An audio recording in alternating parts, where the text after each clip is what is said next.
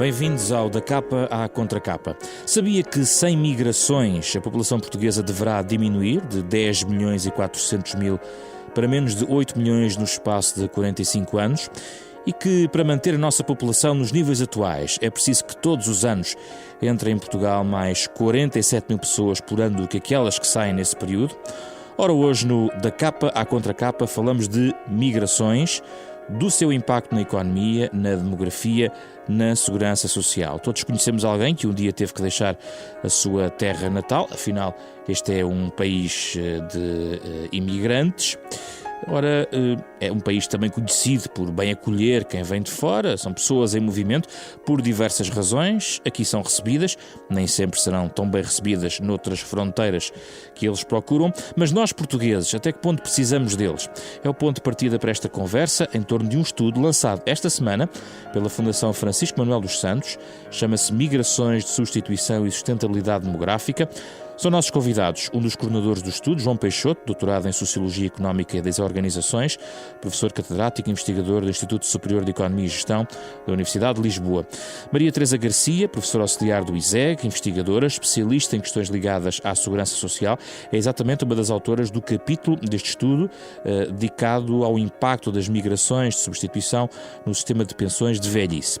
E Vítor Scária, economista, professor auxiliar do ISEG, investigador, um dos autores do capítulo sobre o impacto na economia portuguesa das imigrações de substituição. Manda a transparência que diga que está aqui como investigador e não como assessor económico de nenhum primeiro-ministro. E este é o ponto de partida para este programa, Da Capa à Contracapa, uma parceria, um programa da Renascença em parceria com a Fundação Francisco Manuel dos Santos, com o genérico original do Mário Laginha, que estamos a ouvir. Olhamos sempre ao sábado às 9h30 da manhã e sempre em podcast em rr.sap.pt para a sociedade, a economia, a cultura, o ambiente, o país e o mundo.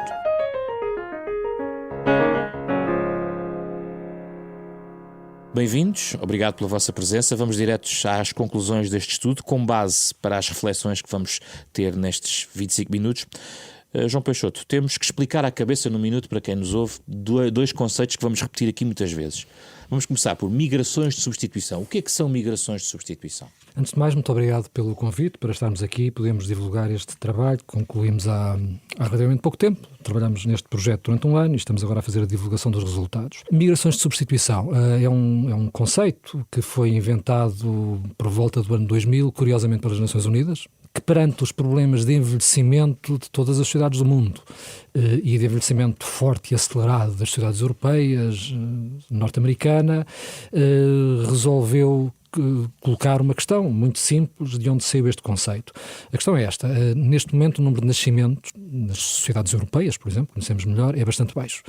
O número de nascimentos em Portugal, por exemplo, é dos mais baixos do mundo. Sabem os demógrafos, por razões várias, que se as pessoas não tiverem em média 2,1 filhos, as populações tendem a diminuir e envelhecem cada vez mais. Isto é, em demografia existe um conceito de substituição de gerações que é conseguido quando se tem 2,1 filhos. Ora, como nós sabemos que não estão a nascer crianças suficientes para chegar a 2,1, portanto, os nascimentos não chegam para equilibrar a população, o exercício é o seguinte: quantos migrantes é que seriam necessários para compensar a falta de nascimentos? Portanto, a migração de substituição começa por ser um exercício aritmético de ver quantas pessoas estão em falta. Já que não nascem, vamos ver quantos é que precisaríamos. E o conceito de saldo migratório é a diferença entre os que entram e os que saem do país? Precisamente, e tem a ver com aquilo que estamos a falar por uma razão muito simples. Eu, para ter alguma coisa para substituir os nascimentos, tenho que ter alguma coisa a mais. Em Portugal, e como nós sabemos também bem, temos tido vários momentos da história onde saem mais pessoas do que entram. É uma migração negativa, é um saldo migratório negativo, isso é o pior que nos pode acontecer demograficamente. Todo este exercício das Nações Unidas, e este exercício que estamos a fazer agora, é baseado no pressuposto que aquilo que nós precisamos e que nós queremos são mais entradas do que saídas. Mais entradas em relação às saídas chama-se saldo migratório, portanto, é de saldos migratórios positivos, mais imigrantes com I do que imigrantes com E, que estamos a falar, e é disso que Portugal precisa. É mesmo a primeira conclusão do fundo do estudo, em termos muito simplistas. Precisamos de mais imigrantes e não perder tantos emigrantes, tantos portugueses que vão para fora. Eu poderia dizer a coisa de outra maneira. Se Portugal mantivesse nas próximas décadas o cenário migratório que tivemos durante a recente de crise económica, seria, enfim, um desastre demográfico para o país. Isto é, a nascer pouca gente e a sair muita gente e a receber quase ninguém, ou muito pouca gente, teríamos os problemas todos acumulados. Falta de nascimentos, falta de pessoas, os jovens a sair, os nascimentos que não nascem. Pronto, aí os problemas seriam muito mais complicados. A nossa conclusão, no fundo, vai no sentido dos exercícios que foram feitos anteriormente, no sentido que nós só podemos reequilibrar a demografia portuguesa com mais entradas do que saídas migratórias, precisamente. Mas também concluem que não é a bala de prata, ou seja, é apenas um dos fatores. A migração não resolve só por si o problema. Nós temos algo que nos torna semelhante aos estudos anteriores e algo que nos torna diferentes. O que nos torna semelhantes é ter replicado os estudos das migrações de substituição da mesma forma, com os mesmos conceitos. O que nos torna diferentes, e é por isso que hoje estamos aqui 3 pessoas e os meus colegas falarão, é que nós resolvemos atrever-nos a sair da demografia pura e simples e resolvemos entrar nos terrenos da economia e entrar nos terrenos das políticas sociais e em particular. É isso que é novo no estudo, não é? A integração das várias áreas. Que é novo. Do ponto de vista demográfico, não chegámos a nenhuma conclusão que não se conhecesse já e basicamente a conclusão é Portugal, para se reequilibrar demograficamente, para compensar uma fecundidade baixa, precisa de migrações, isto é, de um saldo migratório positivo. Agora, o número de migrantes que seria necessário seria tão grande, sobretudo para combater a falta de população ativa no futuro e para combater um nível demasiado elevado de envelhecimento no futuro, o número de migrantes seria tão alto que não é apenas pela vertente das políticas relacionadas com migrações que se poderão resolver alguns desafios da sociedade portuguesa. E é mesmo impossível se quisermos esse objetivo de travar o envelhecimento. Aí... Um envelhecimento não é um mal, um envelhecimento é uma coisa boa. Envelhecimento significa que quase todos nós hoje vivemos muitos anos das nossas vidas, cada vez com mais qualidade de vida, cada vez com mais saúde. É o melhor que a civilização nos trouxe, é um envelhecimento, neste sentido de vivemos todos até muito tarde. Isto é uma coisa boa. Agora, um ritmo de envelhecimento muito acelerado traz desafios que têm que ser resolvidos, porque nós baseamos muitos dos nossos modelos sociais em sociedades com, por exemplo, com um índice de sustentabilidade potencial muito elevados. O que é o índice de sustentabilidade potencial? Muito simplesmente é o número de adultos em relação ao número de idosos. Neste momento, por exemplo, em Portugal, temos cerca de 3 adultos para cada idoso. Nos anos 60, não tenho o valor de memória, mas seriam 5 ou 6 adultos para cada idoso. No futuro, provavelmente serão 2 ou 1 adulto para cada idoso, o que subverte completamente a nossa pirâmide de idades, o nosso mecanismo de segurança social e também os nossos jantares de Natal, porque nós estamos todos habituados a ter nas nossas mesas muitas crianças e o futuro não vai ser assim. Vitor Scária, vamos olhar para os cenários económicos e a questão económica e gostava de introduzir a questão do emprego. Depreende da leitura dos quadros uma grande necessidade de um influxo de trabalhadores com uma formação superior, e essa é mesmo uma urgência face a outras qualificações. Sim, é verdade. Nós neste exercício, como dizia o João Peixoto, uma das coisas que quisemos passar foi para além da mera projeção demográfica e tentar confrontar o que eram os resultados da aplicação dos modelos demográficos utilizados na ciência para projetar populações, para confrontar isso com o que serão os cenários tendenciais. Portanto, não há aqui nenhuma previsão subjacente a este exercício, mas que são cenários possíveis de evolução das necessidades de recursos humanos se a economia se comportar de determinada maneira. Deixa-me só fazer um parênteses, porque o ouvinte muitas vezes tem pensado, as previsões vão falhando, não é? E é curioso que no vosso próprio estudo, em vários pontos, nas conclusões, em vários capítulos, sublinham que há aqui algumas fragilidades próprias do exercício de projetar, não é? Sim. Isso é reconhecido pelos investigadores. Sim, nós nem sequer, verdadeiramente não estamos a fazer um exercício de projeção. Nós estamos a fazer um exercício que na literatura se diz muitas vezes, se isto acontecer, então o que é necessário ou o que é que resulta deste acontecimento? E quais foram os cenários base? Nós construímos na prática 3 cenários económicos de evolução da economia, baseados, 2 deles na auscultação de um grupo de especialistas, de acordo com o método Delphi, em que perguntámos às pessoas o que é que esperam que aconteça a um conjunto de variáveis. Portanto, fazendo essa pergunta às pessoas, quer para o agregado, para o conjunto da economia, quer para quais os setores e as regiões em que vai haver evoluções diferenciadas face ao que é uma evolução prevista, e construímos com base nisso 2 cenários. Um cenário que nós designamos que é o cenário alto, portanto são aquelas pessoas que consideram que há a possibilidade da economia ter um determinado crescimento melhor do que temos tido no passado mais recente, mas que atenção, já vou chegar lá, não é muito diferente do que é o cenário histórico. que é curioso, porque às vezes as pessoas não têm noção disso, e de facto nós temos agora uma década de baixo crescimento, ou mais, agora já vai sendo mais do que uma década de baixo crescimento, desde 2001, portanto cerca de 15 anos de baixo crescimento, mas se pegarmos num horizonte suficientemente longo, a economia portuguesa teve um período de crescimento. Então quando fala em baixo crescimento é o quê? Abaixo de 2%? O cenário de baixo crescimento não cresce 0,5% em termos reais por ano. E o alto? O alto cresce 2,5% por ano, em média, daqui até 2060. O histórico? O histórico, que resultou de aplicar o que aconteceu em Portugal desde 1977, que é o período em que temos contas nacionais mais estabilizadas. Sim. E que na prática corresponde também a um horizonte para trás, mais ou menos semelhante ao horizonte que estamos a ir para a frente. Portanto, são cerca de 40 anos em cada caso, a economia 2,2%. 2,2%. Estamos mais perto do alto. O histórico é mais perto do alto do que do baixo. Mas aí é interessante, porque em vários pontos também do estudo mostram que em determinados pontos algumas das metas ou alguns dos números projetados não estão muito longe do que aconteceu, por exemplo, no início da década de 2000, digamos assim, na transição do século, não é? Do ponto de vista quer das migrações, quer do próprio crescimento económico. Em relação aqui não era tanto ao crescimento, mas é mais em relação ao emprego. Portanto, o exercício que foi feito foi, se a economia crescer numa determinada maneira, de acordo com estes três cenários construídos desta forma. Portanto, auscultação, alto e baixo, histórico, projeção da tendência que se verificou no passado, fazendo o mesmo exercício para a produtividade, determinamos se a economia se comportar desta forma, o que é que são necessidades de emprego. E chegamos a números que são, em alguns casos, a recuperação, e era isso que venho de encontrar a sua pergunta, são de recuperação de níveis de emprego que nós tivemos num passado recente, cerca de 5 milhões de empregados. O cenário histórico, em 2060, põe-nos um emprego na economia em torno dos 5 milhões que nós tivemos, não tivemos bem lá, mas tivemos menos 100 mil no virar do século. No cenário baixo, temos só 4 milhões e 300 mil empregados de necessidade. O exercício que fizemos foi o seguinte: nós podemos simular o que é que vai acontecer se Portugal agora fechar as portas, fechar as suas fronteiras. Simulando, se Portugal neste momento não deixar entrar ninguém e não deixar sair ninguém, portas fechadas, cenário de portas fechadas, o que é que vai acontecer nas próximas décadas? Com uma fecundidade tão baixa, com uma esperança de vida que é alta, que na prática vai significar um número de óbitos elevado, nós vamos ter uma diminuição forte da população, porque há mais gente que morre do que nasce, e um envelhecimento aceleradíssimo da população. Isto significa que a população adulta vai começar a diminuir. Se a população adulta diminui, as pessoas que vão entrar no mercado de trabalho vão ser cada vez menos, vão ser também cada vez mais velhas, isto é, vamos ter um problema potencial de falta de recursos humanos. O exercício que nós fizemos, agora meramente demográfico, para que Portugal mantivesse a população total atual, atualmente Portugal tem... Ficássemos nos tais 10 milhões e 400 atualmente mil. somos 10 milhões e 400 mil. Para nós mantermos este valor, portanto, só manter o total deste valor, nós precisaremos de um saldo migratório positivo, isto é, mais entradas do que saídas, na ordem das 47 mil por ano, nas próximas décadas.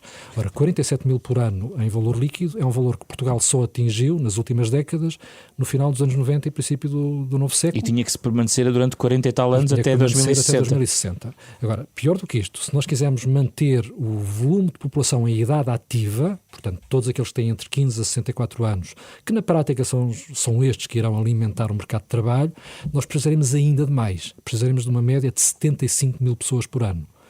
Até 2060, o que dá 2 milhões e qualquer coisa. Ora, não falha, acho que no cenário alto são 2.500, no cenário para manter a oferta de população empregada, a oferta de população ativa são 2.300.000.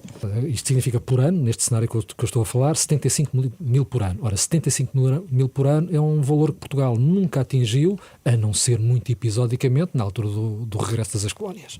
Mas isso até foi um valor muito superior, mas tem a ver com um problema enorme, não é? Teresa Garcia, não é por migrações que o problema se vai resolver. Que impacto é que isto tem no sistema de segurança social? Eu devo dizer que o facto de termos diversos colaboradores na feitura do livro e deste estudo não significa que haja unanimidade, digamos assim, nas opiniões de cada um. De facto, a grande mais-valia do estudo é precisamente a ligação que se faz da demografia com as questões económicas e também com as questões que têm a ver com a segurança social. De facto, as questões da segurança social colocam-se numa fase em que as economias já atingiram um determinado nível de desenvolvimento que não se colocariam há um século atrás, nem aqui nem noutra economia ocidental onde emergiram, digamos assim, os sistemas de segurança social. Qual é o impacto no sistema de segurança social? O estudo é muito muito circunscrito ao sistema de pensões de velhice. É o que abrange mais portugueses, no fundo? Exatamente. Houve que fazer uma escolha. Exatamente. Tendo a dimensão do estudo, nós não podíamos ir, digamos, a todas as questões relacionadas com o sistema de segurança social, que neste momento considera diversos subsistemas, nomeadamente aquele que é o chamado não contributivo, genericamente falando, a ação social, se quisermos assim dizer. Tendo a imigração, conseguimos de alguma forma atenuar, digamos assim, a situação de déficit desse subsistema. Trava, mas não resolve o problema, não resolve o porque problema. É um mix de soluções, não é isso? Exatamente. E um mix de incertezas, porque inclusivamente a partir dos 65 anos há cada vez mais gente a trabalhar. Exatamente. E considerar a idade ativa até 65 anos pode ser complicado fazer projeções, não é? Sim. Quer dizer, 65 anos foi até há bem pouco tempo a idade legal da reforma. E, aliás, é uma idade que nunca foi atingida em termos efetivos. Com a convergência do sistema de proteção social dos funcionários públicos para o regime geral, este subsistema tinha uma idade legal de reforma de 60, que era praticamente plenamente atingida, coisa que não acontecia no chamado regime geral do setor privado. Como sabemos, desde 2014 a idade legal de reforma está dependente da esperança média de vida, mas não podíamos ir, digamos, acompanhar todo este tipo de especificidade, porque em média, de facto, a idade efetiva de reforma é menor que os tais 65 anos. Deixem-me colocar várias questões agora já de reflexão sobre o vosso estudo. Por exemplo, deve haver um plano de atração de imigrantes, porque de facto se há essa necessidade, deve ou não haver, eu sei que é uma opção política, ainda assim pergunto, se para esta matéria é relevante, se a imigração que nós queremos captar é uma imigração de uma cultura de natalidade diferente da outra, ou seja, é indiferente trazer imigrantes holandeses ou cabo-verdianos ou de outras culturas, vou dar este exemplo. Há pouco falou, e numa das suas perguntas, da necessidade de um mix de soluções. Um dos pontos que nós abordamos no nosso trabalho é esse, portanto, as migrações são parte da solução do problema, enfim, para a desaceleração do ritmo de envelhecimento, mas não podem resolver todos os problemas. Há aqui uma combinação sistémica de fatores que tem que ser atacada. Por exemplo, devemos contemplar a questão da baixíssima fecundidade em Portugal. Deve haver políticas de conciliação trabalho-família, de igualdade de género, que permitam que a fecundidade aumente. É algo que também é obrigatório para resolver E as migrações já são parte integrante da solução ao nível da fecundidade hoje em dia? As migrações resolverão alguns problemas e até resolvem alguns problemas de fecundidade. Eu devo dizer, isto são números que podem ser consultados em qualquer site. A contribuição dos imigrantes em Portugal para o número de nascimentos em Portugal há bem pouco tempo era de 10%. Isto é, se não fosse a entrada de pessoas em Portugal, o número de nascimentos em Portugal ainda era mais baixo. Não é uma novidade em Portugal, é algo que é conhecido nos outros países do mundo. Portanto, há aqui uma combinação de políticas públicas que deve ser feita para resolver os nossos problemas. Tem que haver políticas dirigidas à fecundidade, à família, à educação e à formação dos portugueses. Podemos ter poucos recursos humanos qualificados. Portanto, não se deve... Que é outra das conclusões do estudo, a questão do ensino superior. Não se deve desinvestir na formação e no ensino superior, deve-se continuar a investir cada vez mais. Portanto, há aqui uma combinação de políticas. E, indiretamente, a questão das políticas relacionadas com migrações. Eu diria que aí há 2 ou 3 ideias força que são lançadas no nosso trabalho e, mais do que isso, também não dizemos. Uma tem a ver com a questão das saídas. Eu acho que os portugueses, os jovens portugueses e os menos jovens portugueses terem oportunidades de sair, de conhecer outros países, de estudar lá fora, é muito bem-vindo.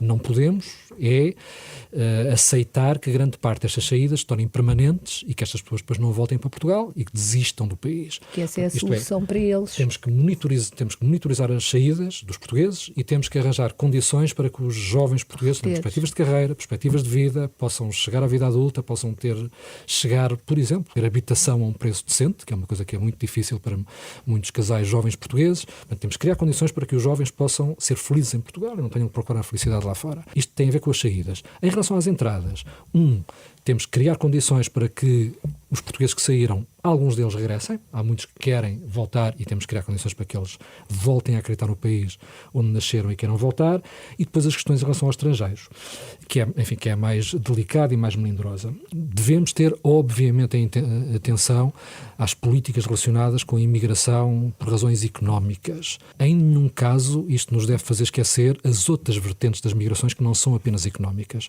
Portugal tem sido um bom exemplo, mesmo à escala europeia e à escala mundial, de um país que tem olhado para as migrações por razões humanitárias e políticas e, por exemplo, entre os países europeus, está entre os países que melhor têm respondido à crise de refugiados. Isto não tem nada a ver com a economia. Tem a ver com questões humanitárias, direito internacional, e é bom que se mantenha isso. Agora, tem que haver também alguma atenção à entrada de estrangeiros. Nós não entramos no ponto de saber ou tentar especular que tipo de políticas exatamente é que seriam necessárias para deixar entrar mais pessoas.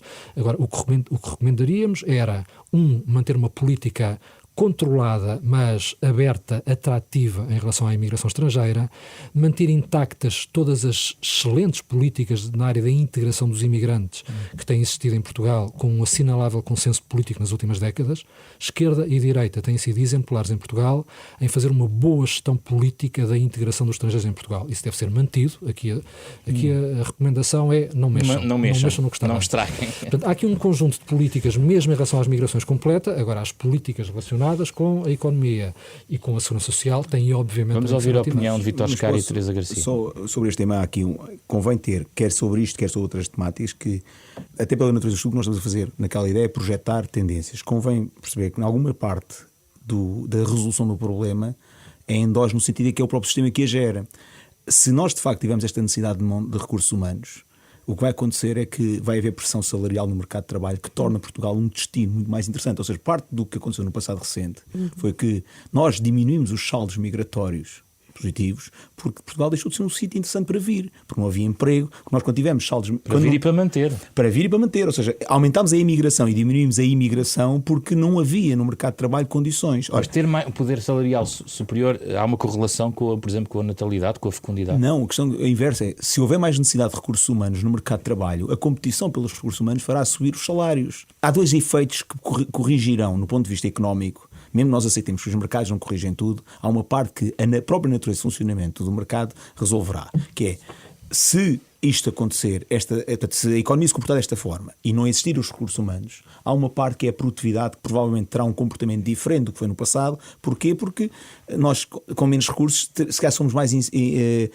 há mais incentivos a investir em capital que permita ter melhor produtividade do que temos tido no passado para isto. Por outro lado, existindo mais competição pelos recursos humanos disponíveis, isso gerará acréscimos de condições de trabalho que tornarão mais interessante a quem antes pensaria em sair de Portugal, deixe de sair, a quem está no exterior considera Portugal como um destino potencial para vir trabalhar. Portanto, as políticas têm necessariamente um papel, que nós temos que observar quais são as razões, mas é a própria agravamento do problema tem em si também alguns mecanismos que ajudarão a corrigir este problema. E esta questão do ajustamento, quer da produtividade, quer dos salários, são elementos importantes para alterar as necessidades dos recursos. Estamos a ouvir também sobre este tema e também ligado à segurança social. A segurança social não é qualquer coisa que esteja destinado a desaparecer. É importante ir estudando e monitorizando a sua sensibilidade também a estes aspectos, uma vez que, se antigamente de facto nós tínhamos 12 ativos para um reformado, hoje em dia teríamos 4 ativos para o reformado, e decorrente desta evolução demográfica poderemos esperar até 1 para 1. A ideia aqui será não encontrar, digamos assim, uma resposta definitiva, mas de facto ver a sensibilidade do sistema de segurança social a um fator que lhe é muito sensível, que é de facto a relação entre população ativa e população reformada. Isto não significa também que a população reformada esteja destinada a ser reformada mais tarde. Não é?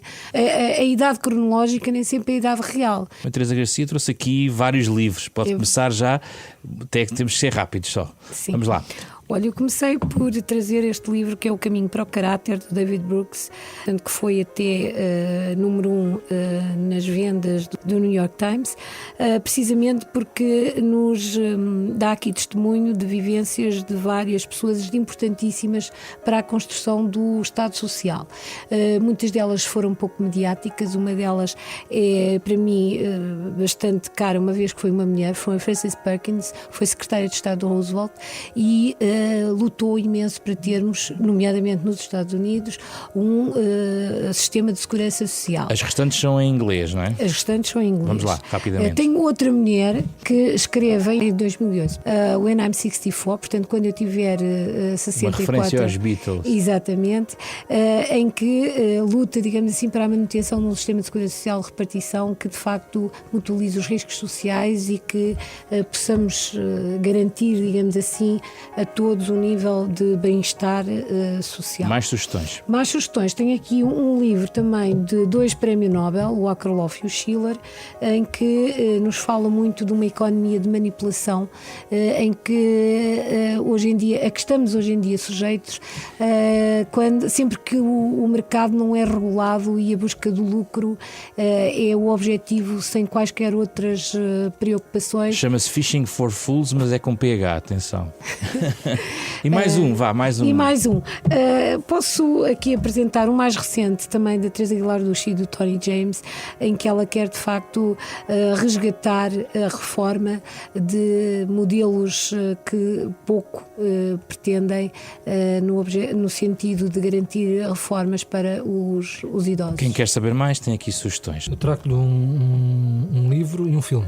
Força. O livro é um livro que também não está ainda traduzido em português, mas pode ser, é um livro pequenino, pode ser comprado lá fora. É um livro escrito por um famosíssimo sociólogo de origem polaca que faleceu no início deste ano, Zygmunt Bauman, que é uma das figuras mais conhecidas da sociologia contemporânea. Curiosamente, um dos últimos livros que ele escreveu, em 2016, foi publicado em 2016, tem a ver com a recente crise dos refugiados. O título é, em português, Estranhos à Nossa Porta.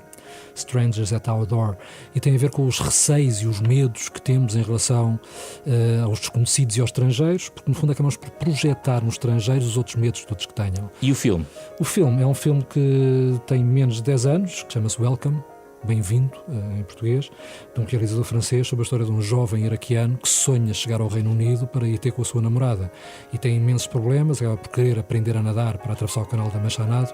É um filme muito bonito, que reflete os sonhos dos imigrantes, no fundo. Só uma sugestão, tendo em conta o meu lado mais técnico aqui da obra, que tem a ver com um livro do Daron Acemoglu, que já está traduzido em português, portanto é boa leitura, que é Porque as Nações Falham, fazendo um contraponto à Causa da Riqueza das Nações, que é uma obra original sobre a economia, em que trata muito bem o que é relevante do ponto de vista de desenvolvimento hoje abordar para garantir o sucesso das nações. Por isto é que este programa se chama Da Capa à Contracapa. Nós partimos de um estudo e vamos ter a outros livros. Obrigado pela vossa presença, os investigadores João Peixoto, Vítor Scária e Maria Teresa Garcia.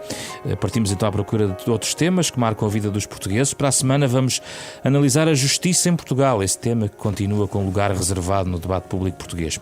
Da Capa à Contracapa, programa da Renascença, em parceria com a Fundação Francisco Manuel dos Santos, esta semana com José Pedro Frazão, Carlos Vermelho, André Peralta e Ana Marta Domingos, para ouvir sempre às 9h30 da manhã de sábado, a qualquer momento em rr.sap.pt em podcast. Despedimos-nos, até para a semana.